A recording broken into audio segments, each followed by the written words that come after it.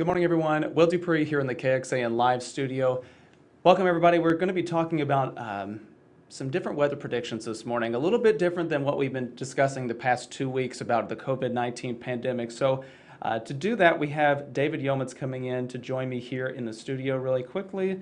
And David, we are going to be talking about the hurricane prediction. So how big of a deal is this morning? This is a big deal. When it comes to hurricane predictions, guys, there are several different outlets, including our own government forecasters, NOAA, who release these seasonal outlooks for the upcoming summer and fall hurricane season. This is kind of the bee's knees in terms of the big one to pay attention to, and it comes from Colorado State University. Let me start off by kicking off, as we wait for that conference to start with the live stream in about 4 minutes. I'll start a little bit about last hurricane season, and it was a pretty remarkable one. It was our 4th season in a row with more hurricanes, more activity than normal in the Atlantic Basin, and really we had 18 named systems. We've got that list up for you now.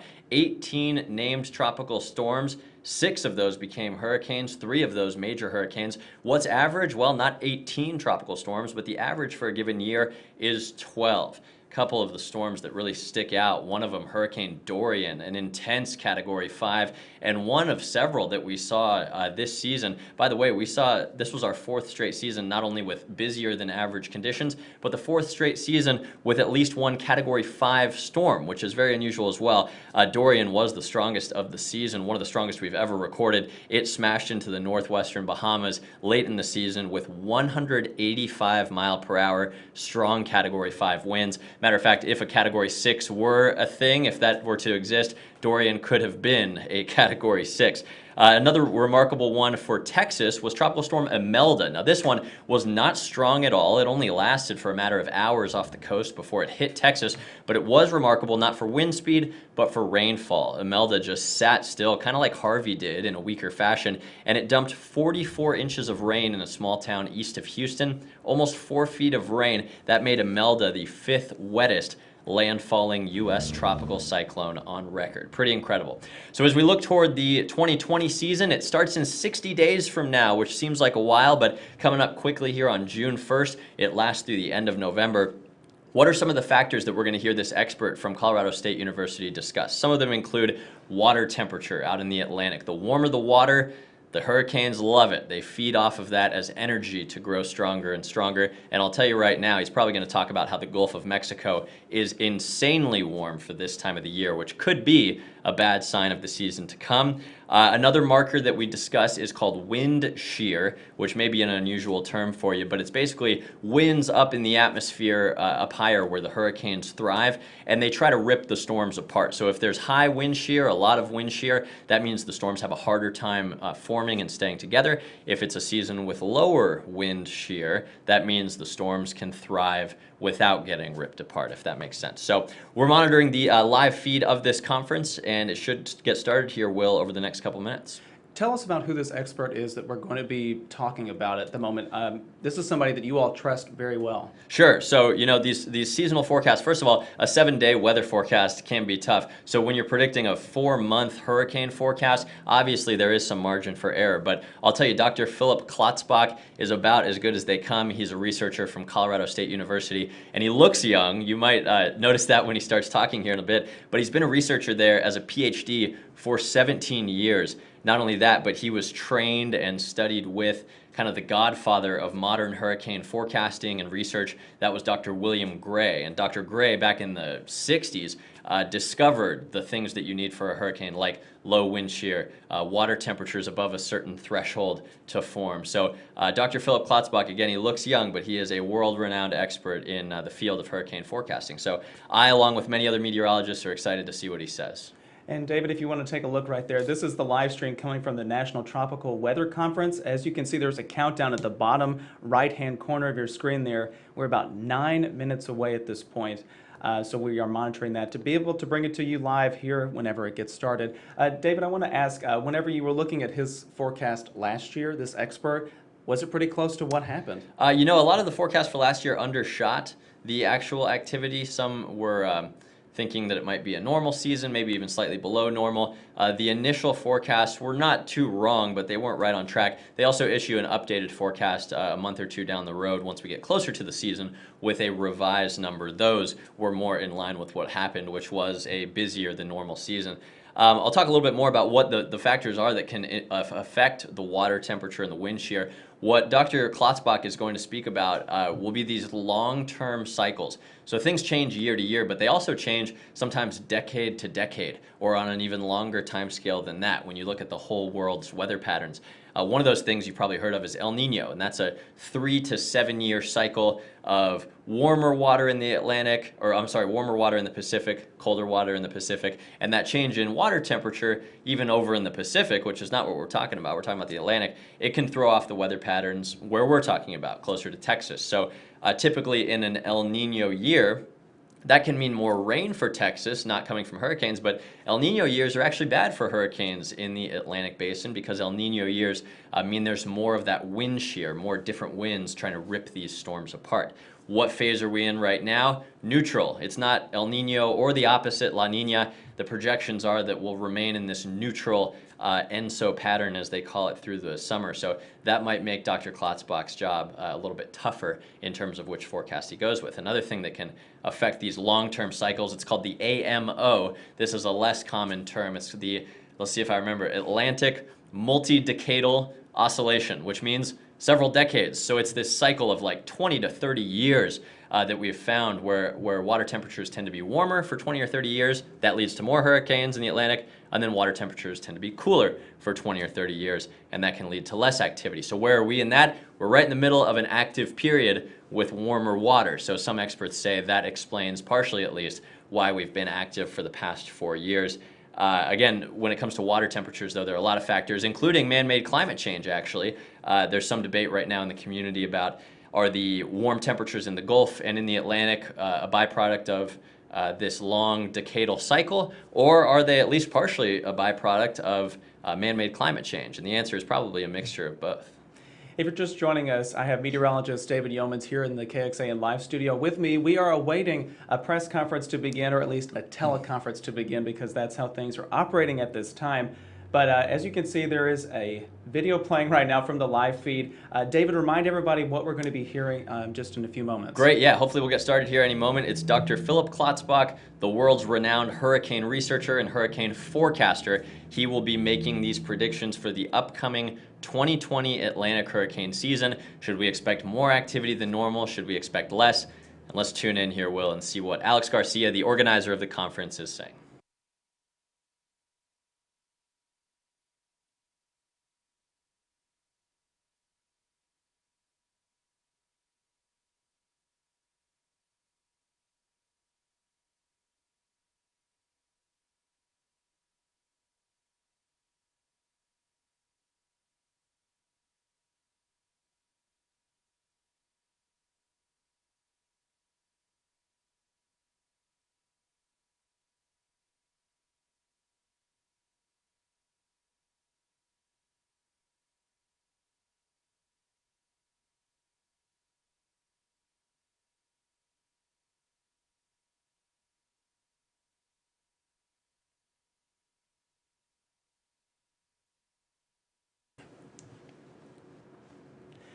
Hey there, everyone. We are experiencing some audio issues, it appears, on the host's end. So once again, David, tell us about who we're going to be hearing from in just a moment. Yeah, and luckily the forecasters' predictions will be on a different microphone than the hosts are using. That was Alex Garcia, who's the organizer of the National Tropical Weather Conference, which was supposed to be taking place right now. I was supposed to be there.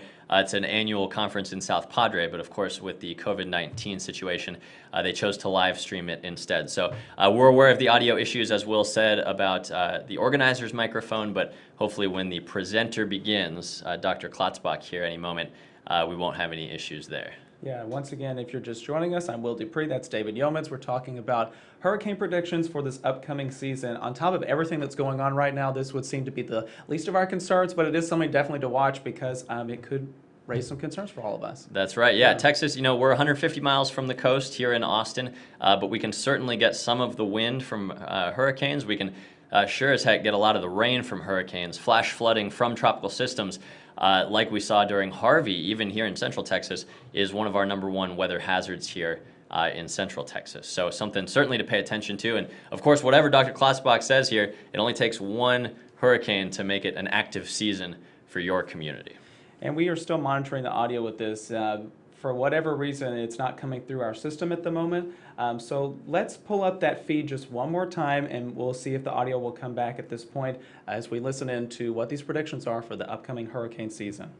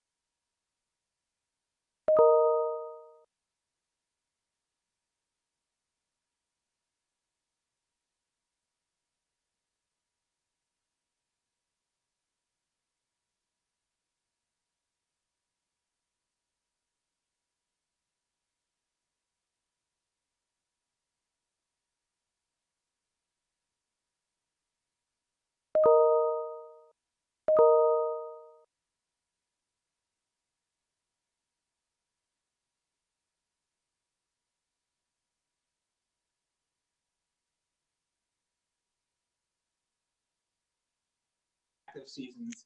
And what we find is that you tend to have one set before active and a different set before inactive. If hurricane seasons were completely random, we would see, look at a map like this, is we would see basically no kind of coherent spatial structure, but certainly you do see coherent spatial structure. If you look in the Atlantic Ocean, you can see warmer water tends to be associated with more active hurricane seasons. Makes sense since hurricanes live off of warm ocean water. Likewise, if you look in the tropical Pacific Ocean, you see colder water there, which is indicative of La Nina conditions. How's it going? Reduced in Okay. La Nina conditions. Oh, okay. La Nina conditions mean, Yeah, I was just kind of listening to reduced this. levels of That's fine. Well, I can get it for you if you can. When it comes to the seasonal forecast, though, for 2020, we are forecasting an above normal hurricane season. We're forecasting a total of 16 named storms. Of those 16, 8 There we becoming go. I'm in on Zoom, got it. and of those 8, 4 becoming major Category 3, 4, and 5 hurricanes on the Saffir-Simpson scale. That compares with the long-term average of about 12 named storms, Jeez. 6 hurricanes. Look at this and forecast. 3 12 is normal. 16 is supposed to expect. Can everyone who's on please mute your microphones?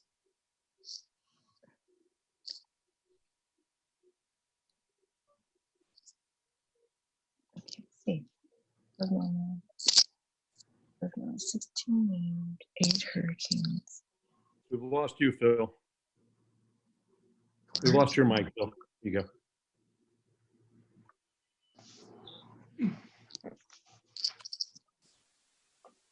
Hey, Phil, there you Okay, go. you can hear me now. Sorry, when you did that, you muted everybody. Anyway, okay, I'm back. So we are forecasting an above normal overall Atlantic hurricane season. When it comes to our seasonal forecast, we do have a variety of different predictors that we use to come up with our forecasts. And in the next few minutes, I'm going to go through a few of the different techniques that we use to come up with these seasonal forecasts. So one of the techniques that we've been using all the way since Bill Gray started doing this in the early 1980s is a statistical model where we go back into the past and again, we use precursor signals. So in this case, we have a total of 3 predictors. Of these 3, 2 of these 3 predictors are located in the Atlantic Ocean, and 1 is located in the. Yeah, that's fine. So basically, when we do these seasonal forecasts and we use these predictors, basically these are predictors that work well at explaining historical levels of Atlantic hurricane activity. And when you use 3 predictors going back to the early 1980s, we get reasonably good skill. Here's the hindcast skill of the model going back to 1982. You can see that the model does reasonably good job. There are some years where the forecast we can hear the stuff, doesn't we? this is for accumulated cyclone energy, which is an integrated metric that takes into account the frequency, the intensity, Doesn't like it. and the duration of storms. Just a reminder again, please mute your microphones. He does, doesn't he? Hey, if this is Bill, if you can't mute your microphone, just don't talk. Thank you. It's a little hard when people are talking. Anyway, yeah, so we're forecasting an above normal season. You can see here the skill of the model going back to 1982 shows reasonably good levels of skill. This is for accumulated cyclone energy, or ACE, which is an integrated metric that takes into account the frequency, the intensity, and the duration of tropical cyclones. So our statistical model this year is calling for a very, very active season, even a little more than what we're calling for, which again is 16 named storms. Of those 16, 8 becoming hurricanes, and of those 8, 4 becoming major hurricanes. So Bill Gray also used statistical techniques. We've kind of developed some new techniques over the last few years, and a lot of that's due to the fact that dynamical models are a lot better. So these are climate models that forecast large-scale weather patterns in the future. So here's a forecast, or here's our early August seasonal forecast. And you might be wondering why here we have an early August seasonal forecast in April. But what we do is we use a climate model to forecast what large-scale conditions are going to be like during the month of July. And these forecasts, these climate models certainly can't predict, what the winds are going to be like on one specific day in July, but they do show reasonably good skill when forecasting month-long average quantities. So here, for example, is the early August forecast that we developed, our statistical model, and what we use is we use a climate model to forecast these large-scale conditions. And what we find is that you can actually get reasonably good forecasts of these 3 large-scale conditions, and then how those relate to ACE, which again is that accumulated cyclone energy. And so, for example, here's the forecast using the CES5, which is the model from the European Center. And you can see, again, not a perfect relationship, but the forecast does show reasonably good levels of skill, again, correlating to about 0.6. And again, you're never going to get perfect correlations this far in advance of the hurricane season. When you look at the forecast for this year, you can certainly see it's also forecasting a very, very active season. Again, more activity than what we ended up forecasting, again, of 16 named storms, 8 hurricanes, and 4 major hurricanes. When you combine the statistical model and our hybrid model, our statistical dynamical model, you get even a little bit better skill, explaining about 50% of the variance. And this is using cross-validation, which basically means leaving the year out that you're trying to forecast, so you're not overfitting the model, because that's a big issue when you're doing these types of techniques, is ending up overfitting the model predictions. In addition to those 2 techniques, we're also using forecast from the UK Met Office, which is the Glossy 5 model, which is another statistical dynamical model, but instead of using the European Center, we're using the Glossy 5 model. Their hindcast data set is a bit shorter. It only runs for 25 years, but the model does reasonably good, has reasonably good levels of skill, correlating. Their predictions are at least as good as the European Center over the period from 93 to 2016 for the predictors that we're using. And overall, it is forecasting a little bit less overall activity, since its forecasts for the individual components is a little bit lower, but again, still calling overall for an above normal hurricane season. In addition to those, we also use analogs, which basically involves going back into the past and looking for years in the past that had conditions most similar, especially to what we expect to see during the peak of the season. And certainly, you know, what we see right now and what we anticipate for the season may not transpire, but this is currently what we anticipate. We're looking at likely we're not going to see El Nino. We're likely to see either neutral or La Nina conditions this summer and fall. I'll talk a lot more about El Nino in just a minute. We're also expecting to see the Atlantic probably at least average, probably a bit warmer than normal. And so if you look at our 5 analogs, 4 of those years were above normal seasons, 1966, 96, and 2008, while 1960 was a bit of a below normal overall hurricane season. But overall, again, we are forecasting an above normal hurricane season. And now I'm going to dive through, this is kind of the modeling components. I'll show you one other thing we're going to be doing for the first time this year, and then I'll dive in and talk about the large scale conditions that we're seeing. So one thing that we've developed this year as well, in partnership with Mark Saunders' group at the University College London, we wrote a paper on the 2018 hurricane season. And in that, we wanted to kind of better quantify the uncertainty in the forecast. So with our forecast, we always put out a number, which is our best estimate. But obviously, as you all know, same with when you forecast the high is going to be 72 degrees, you know that there's a little bit of an error bar associated with that. What we've done is we've gone back and used the historical skill of these models, so that cross-validated skill that I mentioned earlier, and tried to estimate the uncertainty and basically the uncertainty in those forecasts. So for example, this is a probability of exceedance. So basically, what are the odds that ACE is going to exceed a certain value? So on average, ACE is about 100, a little bit above 100. So an average and if you look at the 1950 to 2019 climatology, about half of all years have over 100 ACE units. This year, since we're forecasting a well above normal season, certainly many more, the odds of an above normal season and the odds of above 100 are much higher than normal. But what we wanted to do is then say, okay, what are the probabilities of specific levels of ACE being exceeded? And with that type of approach, you can then calculate a confidence interval. NOAA does a 70% confidence interval. So to replicate what NOAA does, this is basically the 70% confidence interval. So what we're saying is 15% of years we expect to exceed, say a little over 200, 15% of years we expect to be less than 106, given the overall forecast that we're as well as the historical levels of skill. So the confidence interval is about 100 to 200. So obviously you can see a very large confidence interval. The shape of that curve will change once we get to the June forecast and the August. So this is basically the 70% confidence.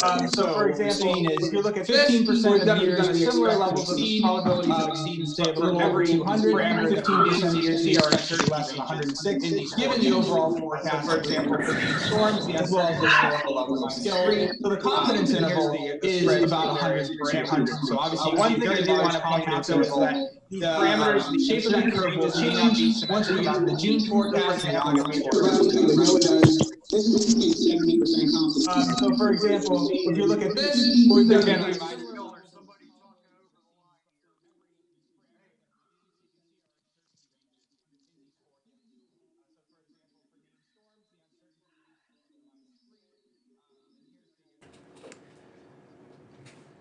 Hey there everyone, Will Dupree and David Yeomans here in the KXAN live studio. We've been listening into this video conference with a weather expert talking about the upcoming hurricane season. David, what are some of the headlines you're seeing from this particular stream? They're obviously having some audio issues throughout, but what are the things that are jumping out to you at this point? I think a lot of folks will, during these unusual times, are figuring out how to video conference from home and mute their lines. So it's a new thing, yeah. We can all relate to what you guys are probably seeing with your workplace as well. But here are the big headlines. I know that talk gets a little bit technical at times, but Dr. Philip Klotzbach, the most respected hurricane researcher for 17 years out of Colorado State University, is predicting a busier than normal Atlantic hurricane season. The official numbers they're predicting: 16 tropical systems that earn a name. The average, not 16, but 12, so busier than normal.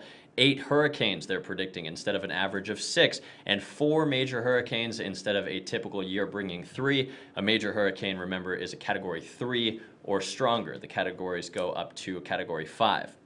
The reasons these researchers cited, and they look at a lot of stuff behind the scenes. They look at statistical computer models. They look at analog years, which are basically just years in the historical record with similar conditions to what we're seeing this year. They're citing the lack of El Nino. Remember, we talked about how El Nino can mean more wind shear over the Atlantic Ocean, more winds trying to rip these storms apart. If we remain in a neutral or even the opposite pattern, La Nina, that means fewer winds trying to rip these storms apart and a more nurturing environment, if you will, for these hurricanes to form and strengthen. Not only that, but also they're citing what we discussed earlier, which is the warmer than normal tropical Atlantic water. And remember, hurricanes love warm water. That is their fuel to form and survive. And that's why when they move over land and they lose that heat source and energy source, that's why hurricanes quickly die. So again, from Dr. Klotzbach out of Colorado State University, the big hurricane prediction for this year, busier than normal. So we'll have to stay on top of that here in Texas. David, what's your reaction hearing that? Not surprising. We also discussed, Will, how we're in an active period. Over the past 4 years, we've had a stretch of busier than normal seasons. And really, bigger scale, if you zoom out a bit more, we've had a busier than normal period for 10 or 15 years as one of these longer cycles kind of continues to go in an upswing. Also, we discussed, Will, how man-made climate change has something to do here. The long-term cycle and, the long-term cycle can make the water warmer. We don't have El Nino, though, making the water warmer. Another factor that we do have making the water warmer is man-made climate change. We've seen average ocean temperatures increase every decade when you look past back at the past 100 or more years. And if you're taking a look at this forecast, David, these predictions that come out every year, it seems, how trustworthy are these?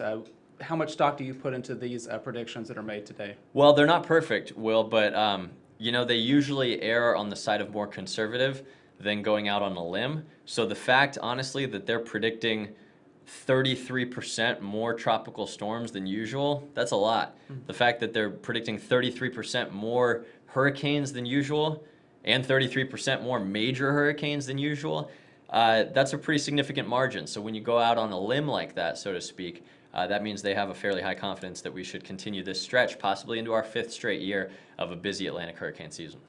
I'm listening into the audio from this particular video conference, and it does appear that it's much more clear now. Sure. Would you want to go back into that? Yeah, we can dip back in, Okay. and again, if it gets too technical or if they're repeating the same information, we'll circle Unfortunately, back there's here. a So once again, you're phenomenon listening known as into the an springtime expert's predictions predictability for the barrier. upcoming That's the northern hurricane hemisphere season. spring. Let's take a listen once again. El Nino forecasts this time of year tend to have fairly low levels of skill, and that's because small changes in the winds can cause big changes in how the ocean then responds this time of year. But so certainly this is something we're obviously going to be very closely monitoring as we move ahead towards the start of the hurricane season.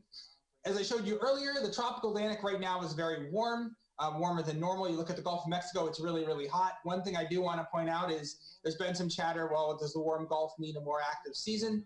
The Gulf, as you all know, is very warm every year. It's certainly plenty warm to sustain any nasty hurricane. More what dictates the activity levels in the Gulf isn't necessarily the warm waters, it's more the getting the storms into the Gulf, getting the disturbance in there, having low enough shear, enough moisture at the time that the storm is there, because certainly the Gulf is plenty hot every year to sustain a nasty hurricane, but thankfully most years other conditions aren't necessarily right for it. However, if something were to develop and track into the Gulf, obviously having warmer than normal waters could potentially fuel it to a stronger intensity. So this is a figure showing correlations between accumulated cyclone energy, so again, an integrated metric, with overall levels of hurricane activity. So this is basically, if you're looking for an active season, what correlates during the month of March? And so reds indicate positive correlations. So again, basically what you're looking for is warmth over most of the Atlantic. Matches up fairly well with this. The one area where it doesn't match up is the far North Atlantic has been pretty cold.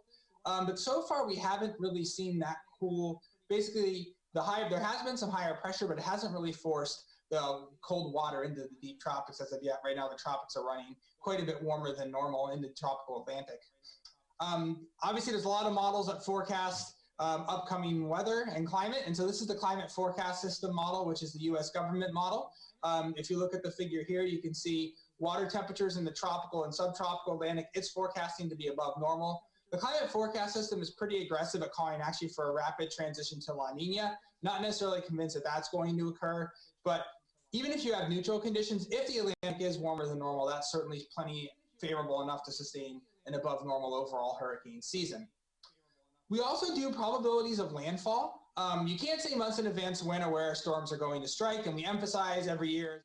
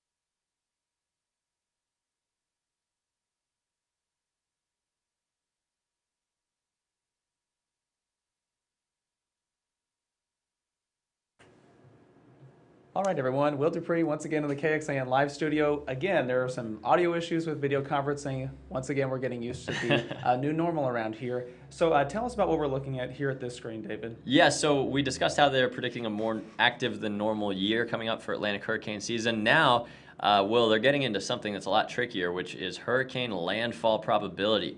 What is the chance in every state or in every section of the coastline that you're going to get hit by a hurricane or a major hurricane, MH on that map there, in a given year? This is very tricky because it's, somewhat easier. I hate to say easier, but you can predict the, above normal, below normal activity with some degree of accuracy. It's better than a coin flip each year, certainly. But telling where this storm is going to form months ahead, when a butterfly's flap of the wings could change that quite literally, and telling how strong it's going to be when it may hit a given state, it's very difficult. Here we are back with the audio, and it looked like, before we get back to it, the U.S. coastline as a whole has a 70% probability of getting hit this year by a hurricane. Usually, that's only a 50% probability. All right, let's take a listen one more time as the audio has come back now from this video conference. 95% of all your major hurricane activity occurs after the 1st of August. So it gives us one last shot, and we have our highest skills in early August since we're closest to the events that we're trying to predict. But also it gives us one last shot at a mulligan if we realize we completely blew our forecast up to that point. If you can't get enough of seasonal forecasting, I heartily recommend you check out seasonalhurricanepredictions.org. This website is a website that was spearheaded by the Barcelona Supercomputing Center and ourselves at CSU. We have over 20 groups contributing seasonal forecasts to that website, including a variety of universities, government agencies, and private sector weather companies. And one thing I do want to point out is that we have actually more contributions from landlocked states, landlocked universities, than from universities from states actually bordering an ocean. So people used to ask Dr. Gray, why put out forecasts from Colorado? And our answer always was, because the storm surge can't get you at 5,000 feet. But if you look here, you can see the various groups doing the seasonal forecasts. If you go to the website right now, you'll see a couple of groups. Our group, our CSU, I'll submit our numbers right after this talk. And so you'll see the website getting populated with a lot more forecasts in the next few weeks. A lot of groups issue forecasts between early and mid-April. But here's kind of an example of what it looks like. Here's the various different groups. So this is the forecast from last year. So you can kind of see the spread in the forecast. The colors represent, reds indicate like National Met Services, purples are private sector weather companies, and the cyan colors are universities. The orange dot is basically the average of all the forecasts, and the red dot is the observed levels to date. This was screenshotted in early June of last year, so obviously before we had any storm activity. And so what I wanted to finish up with was a topic that we worked a lot on last year, and it is relating to actually hurricane damage. And basically the question is, there's been a lot of discussion about messaging of hurricanes and the Saffir-Simpson scale and don't pay attention to the category. And so what we wanted to do was actually look and say, okay, we currently categorize hurricanes by wind. And there's been a ton of different proposals about ways we can do this better. But I thought, when it comes to categorizing hurricanes in real time, we need metrics that we can get with a snap of a finger, that we have all that are reported all the time. And one of those metrics is pressure. And pressure is a lot generally easier to measure than is wind in a hurricane, especially on land, but also over the ocean. And so kind of one of the motivations for this is a comparison of Hurricane Katrina versus Hurricane Charlie. Both of these storms obviously hugely impactful where they made landfall. But Hurricane Charlie was a very, very tight, small hurricane. So while it had very strong winds associated with it, it was a tight, small hurricane. And so even though it made landfall in a very storm surge prone area, the max surge from Charlie was only about 7 feet. So Charlie did a tremendous amount of damage right where it made landfall, but if you weren't right in the core, you didn't really have that many significant impacts from that storm. Whereas Hurricane Katrina was a Category 3 at landfall, but it had a much lower pressure, a much larger storm, the 50-knot wind radii 3 times as large as we had with Charlie, a storm surge of 28 feet from Katrina. So regardless of the levee issue, obviously in New Orleans it caused a tremendous loss of life and flooding. Just the storm surge in Mississippi killed several hundred people. And so the question is okay, Charlie was a 4, Katrina was a 3. If we had categorized this by pressure, these would have been categorized somewhat differently. And so the motivation for this study is that surface pressure is certainly easier to measure. It has lower uncertainties as well. Obviously on land, we see time after time anemometers fail on land. They get taken out by the hurricane. It's virtually impossible to measure that 10-meter.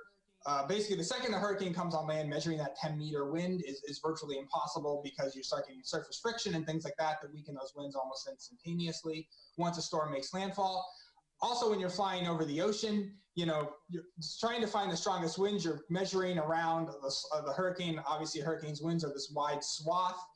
They're usually in the right front quadrant, but trying to measure exactly where those strongest winds are is really challenging. Whereas with pressure, you fly a plane through the center of a hurricane. You can measure the pressure with a dropsonde. Also, you can measure it with the flight altitude level and adjust to that. And you can get those kinds of measurements in a fairly straightforward measure. Also, it's just been generally shown to be a more robust metric of overall storm intensity. So not just the strongest winds, but overall how strong the overall storm is, more akin to these integrated kinetic energy kind of metrics. And so what I plotted here, and I have a few of these plots, are showing ranks of hurricane damage compared with ranks of winds and ranks of pressure. And the reason I've done ranks is because we want to get rid of outlying events. Otherwise, when it comes to things like damage, storms like Sandy and Katrina just swamp all the others, so you end up with a very skewed distribution. So here what we've done is we've ranked hurricanes. So higher ranks indicate more damage, higher ranks indicate stronger winds. And if you look at the relationship between wind and damage going back to 2007, so just the last 12 years, or to 12 years between 2007 and 2018, you can see a pretty weak correlation between wind and damage, which again is one of the reasons why we've seen a pretty strong pushback against the Saffir-Simpson scale.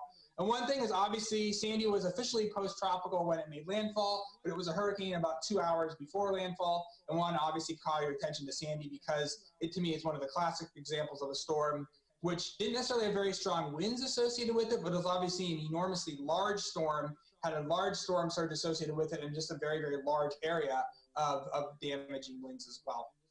But if you look at with pressure, the relationship has actually been really solid. Going back those 12 years, you can see a correlation of almost 0.9, a little bit of scatter, but all in all, obviously, if you toggle between these two, a much better relationship over the last 12 years. And you can say, okay, well, that's 12 years, that's kind of cherry picking. How about going back further? And so what we've done here is we use what's known as normalized damage. And the reason that we use normalized damage is because obviously we have huge growth in population and wealth along the coastline. So what this does is basically takes historical storms and takes the damage they did at that time and then estimates how much damage they would cause today with today's values of population and wealth, as well as an adjustment for inflation. So if you look at the correlation between damage and wind, it's reasonably good. You get about the correlation of 0.66, and again, you can see in general, stronger storms cause more damage. If you look at the same relationship with pressure, you get an even better relationship. You're explaining about 60% of the variability in damage just by knowing the pressure at landfall. That's not knowing where the storm made landfall, which obviously is a huge driver of how much damage the storm causes as well, because obviously if a storm makes landfall in a remote area, such as Hurricane Brett, making landfall near King Ranch, Texas, the damage is a lot less than had it made landfall in, say, a major city. But just knowing where the pressure of a storm, you get a pretty good relationship, a correlation of 0.77 or about 60% of the variability. And really we find pressure works better than wind. The big improvement is for storms making landfall along the east coast of the United States, north of Florida. And so basically for the Gulf Coast, you can use either one, but we recommend using pressure just because it's much easier to measure. But when it comes to for the east coast of the U.S., you can see here, there's a lot of spread. You know, the Saffir-Simpson scale really doesn't do a great job predicting the damage of these hurricanes. Whereas if you use pressure, it's a much more robust metric. And I think some of this is due to the fact that hurricanes making landfall on the east coast. Hey there, everyone. Will Dupree and David Yeomans here in the KXAN live studio. Once again, we've been listening into this teleconference with some weather experts about the predictions for the upcoming hurricane season. For anybody who's just joining us, David, wrap up what they've been discussing and kind of what they're saying at this point. Yeah, and it's a bit technical, I know, so welcome to the behind-the-scenes world of meteorology. What you have to deal with all the time. Right, sure. No, it's interesting stuff for some of us. So Dr. Klotzbach from the Colorado State University is one of the foremost experts on hurricane forecasting, issuing not only 3-day forecasts, but these seasonal forecasts, what's to come over the next few months. Hurricane season starting on June 1st, which is only 60 days from right now. Right now, he's discussing how the minimum pressure of a storm can be a better indicator of the damage it'll produce instead of the wind speed. But the overall arcing theme here is that he does expect our 5th consecutive more active than normal Atlantic hurricane season. Last year we had 18 storms, 6 hurricanes. He's expecting 16 storms, 8 hurricanes, and 4 of those could be major hurricanes. For a little perspective, we're expecting 16 storms. The average is 12. He's forecasting 8 hurricanes. The average is 6. And 4 major hurricanes are possible. The average is 3. So certainly something to pay attention to. The warmer than normal water out there is going to be fuel for hurricanes this season, especially in the Gulf of Mexico. If we do get a system developing in there, that could be trouble for Texas.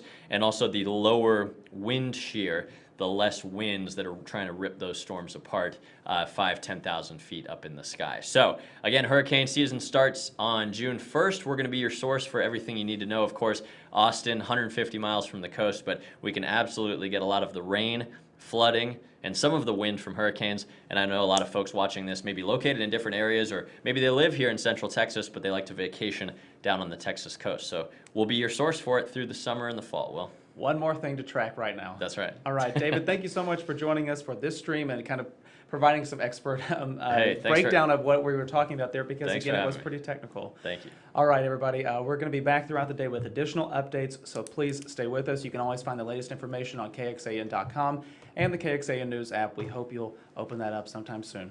All right, everybody, we'll see you later, and have a great one.